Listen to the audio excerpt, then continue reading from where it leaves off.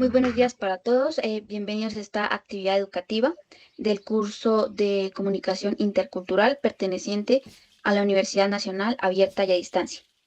El día de hoy hablaremos acerca de la masacre ocurrida en La Rubiera, en la cual fueron asesinados 16 de los 18 indígenas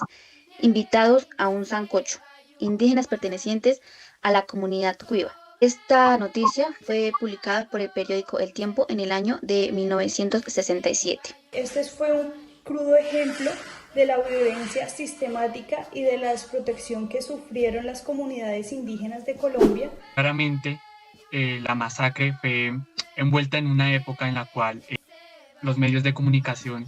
no eran tan avanzados, al igual que los medios de transporte, ya que estos indígenas que fueron asesinados fueron encontrados pues que venían en un afluente, ¿no? Que era la cuenca del Orinoco, y habían llegado pues varias balsas llenas de estos indígenas. ¿Cómo este problema se originó? Eh, Como en una problemática sobre estos llaneros colonos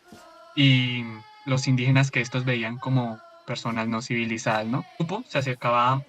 por este río y estas personas, llaneros colonos, intentaron matarlos apenas los vieron, ¿no? Pero obviamente no sucedió así. Tenían que buscar pues este lugar adecuado para cometer estos actos, ¿no? Debemos tener en cuenta que en ese tiempo se veía mucho como la discriminación por diferentes comunidades, por de pronto no manejar el mismo idioma, no pertenecer a esas tierras, y se debe tener en cuenta también que los llaneros consideraban que los indígenas venían como a robar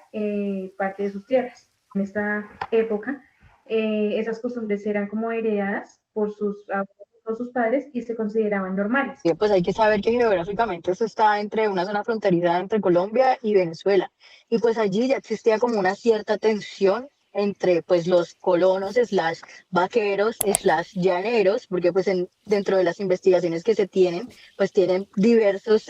nombres. Ellos coexistían en un solo lugar, tanto los hacendados grandes, o sea, los granjeros, vaqueros, como también las comunidades indígenas. Tenemos que recalcar una parte importante de la historia de nuestro país, la cual se encuentra dentro del periodo de la violencia, la cual comprende una época también bastante crítica en nuestro país, que se desempeñó dentro del año más o menos 1948 a 1965 aproximadamente. Este periodo también se caracteriza por digamos, contener diferentes masacres, diferentes sucesos bastante violentos, los cuales eran camuflados, por decirlo así, como contiendas en busca de la paz y del cuidado de algunas comunidades, como por ejemplo fue el M-19 u otras, digamos, masacres también, incluso lideradas por, digamos, grupos indígenas que empezaron por la búsqueda de la igualdad y de la protección de sus mismas comunidades. Estas luchas también, digamos, digamos, ya entrando otra vez en el contexto de la noticia, si bien el suceso se presentó en el año 1967, pues, se puede contener, digamos, dentro del periodo, ya que no abarca mucho tiempo después. Se puede considerar como un suceso no muy aislado, digamos, de este periodo, porque también representa digamos, una problemática importante en nuestro país que se venía adelantando, digamos, por diferentes contextos. Como vemos, este artículo de la masacre de la Rubiera se inscribe, como lo mencionaste, en un contexto marcado pues, por la violencia y esta expansión en este caso, los llaneros colonos como otros grupos, ya que la colonización o la invasión de estas tierras indígenas y la discriminación de alguna manera sistemática hacia los pueblos pues, originarios desde la época pues, de la conquista, pues esto viene durante varias décadas, ¿no? Los indígenas de Colombia siempre, pues generalmente han sido víctimas del desplazamiento forzado, pues el despojo de sus territorios, de la violencia en general. En este sentido, pues la masacre de Rubiera es pues, un ejemplo de esta violencia estructural que han sufrido pues estos pueblos desde esas épocas anteriores, ¿no? También vemos, bueno, tengo en cuenta que esas personas hacían o cometían estos delitos, digamos, pensando en que no iban a tener ningún juicio, ningún castigo por parte de la ley. O sea, se consideraba que era algo normal y que no había quien los judicializara, digamos, porque ellos tenían esa creencia y pues no veían como más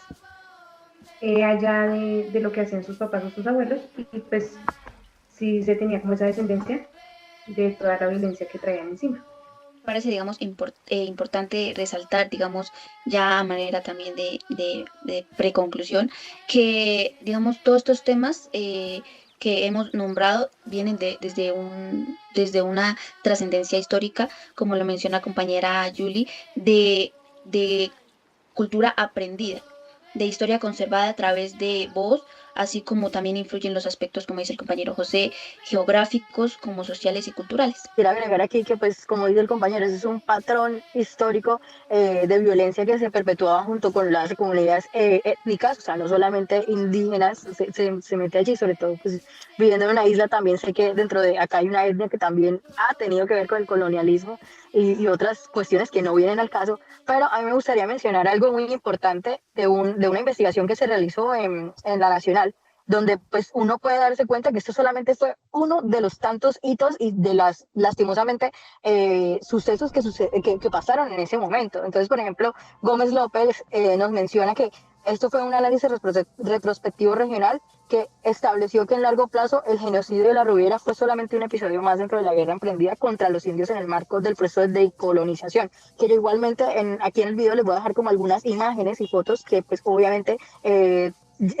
retratan esto que les estoy explicando, y justamente en ese tiempo de la mitad del del siglo XIX pues era normal cazar indios cuivas y guaibos, o sea, se le decía cuivar o guaibar porque fue una práctica común ejecutada pues por los llaneros, vaqueros y colonos y pues hacendados que se fue estableciendo en la región y se disputaban como tal y le reducían a los indígenas los espacios de hábitat y de una vez como que también les quitaban el acceso a sus recursos, y pues eso tiene que ver con todo el yugo cultural del que pues ya hemos venido hablando también, de que pues eso es generacional. Obviamente no estamos hablando solo de que este problema pasa con los indígenas de la comunidad cuiva, ¿no? Sino hay varias comunidades indígenas que existen pues en nuestros territorios,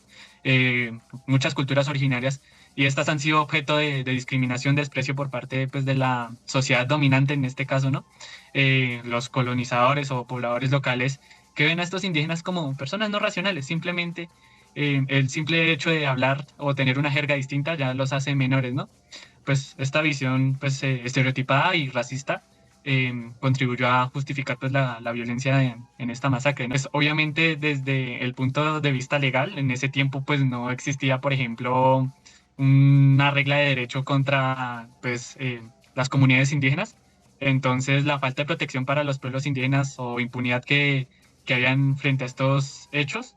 pues es un reflejo de la habilidad pues, institucional que había en esos tiempos, ¿no? Porque, por ejemplo, ahí mencionan el artículo que, o mencionaban cómo, perdón, describían cómo masacraban a estos indígenas, o sea, fue atroz, y literal a estos los encarcelaron por solo 13 años, que pues para mi parecer fue poco, pero en ese contexto, en esa época no había algún derecho hacia estas personas o alguna ley que castigara a estas personas de una manera más adecuada, ¿no? Este hecho expone la persistente marginación y abandono por parte de los gobernadores y el Estado colombiano, quienes permitieron que estos crímenes se quedaran en total impunidad. Sí, pues inclusive también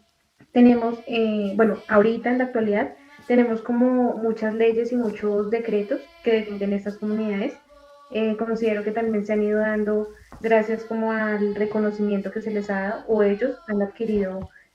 como por sus llamados de atención o por su presencia en diferentes espacios donde pues se ha ido vinculando la ley. Y también en cuanto al tema comunicacional, digamos que en el cual está enfocado nuestro aporte como comunicadores sociales, me parece relevante aportar que,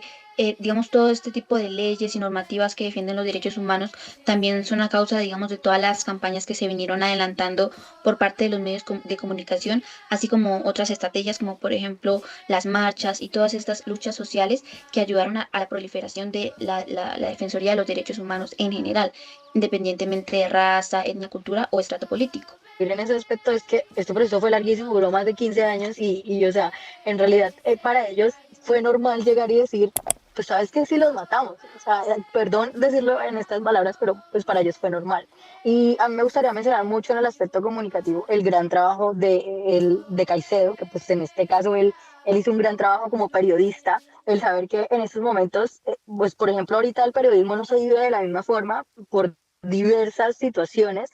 tanto de seguridad propia como pues otras X, y justamente en ese tiempo, digamos que la labor de que ese periodista se tomara como que el tiempo de realizar algo bien hecho, de escuchar las dos caras de la moneda, sobre todo Caicedo, pues siempre ha sido como un padre para esto y de que hay que escuchar siempre las dos caras de la moneda, tanto los perpetradores como a los que tuvieron o sufrieron esto. Y pues justamente también él inclusive después de hacer esto también hizo como una crónica que también invitaría yo a leer como para uno también dentro de su marco como que comprender que también uno puede hacer esto, y es el caso de la Rubiera se sale de los códigos, porque allí también entrega justamente algunos testimonios de los iniciados por la justicia como responsables de este baño de sangre, donde literalmente tú podías leer en tus propios medios cómo ellos hablaban de una forma déspota y sin, o sea, de verdad sin, o sea, para ellos, como hemos dicho aquí, no era lo mismo, o sea, no eran personas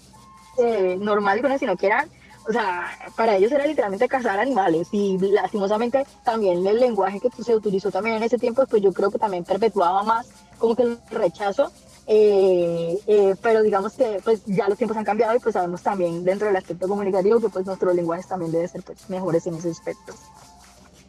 Sí, claro que sí.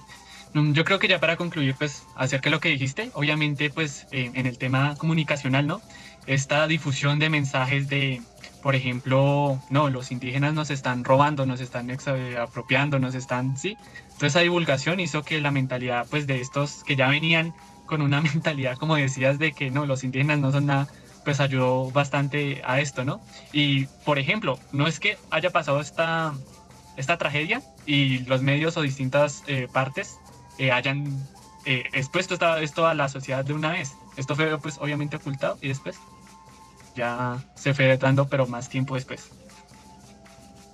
Natalia quiere. Qué pena, y te robo un segundito más, es que justamente en el artículo anterior donde les decía que era normal como casar, también mencionan que, o sea, ellos en el aspecto legal, ellos decían, es que yo estoy en mi derecho legítimo de defenderme, o sea, esta tierra me pertenece y yo tengo la legitimidad de matarlos, y es que, o sea, si me entiendes, es algo muy duro porque también en ese momento las leyes también como que respaldaban esos hechos. Digamos, digamos, se han abarcado todos los aspectos comunicacionales y legales y así como culturales que se pueden nombrar acerca del caso y que tanto como fueron como una causa, así como una consecuencia del mismo hecho. Muchas gracias entonces. Les agradecemos a todos los que vieron este video y pues esperamos que con esto también conozcamos un poquito de nuestra historia, y así como futuros comunicadores logremos ser un poquito como Caicedo y también apasionarnos por los temas que nos presentan, y que posiblemente también veremos dentro de muchas historias más en nuestros futuros como posibles comunicadores sociales que tenemos que estar con las comunidades. Claro que sí. Muchas gracias, compañeros. Chao, Hasta luego. gracias.